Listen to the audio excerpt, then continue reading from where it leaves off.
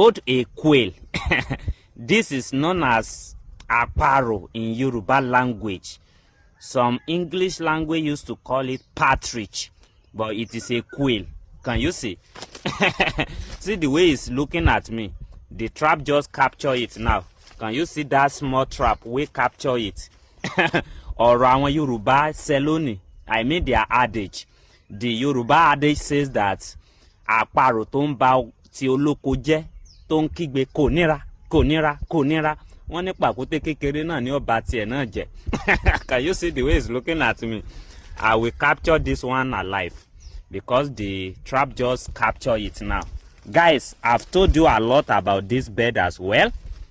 Them say àparò kan ò ga ju ìkan lọ àfẹ̀yí tó bá gorí ebè. I remember the Ebenezer Obey song. We say àparò kan ò ga ju kan lọ láyé àfẹ̀yí tó bá gorí ebè.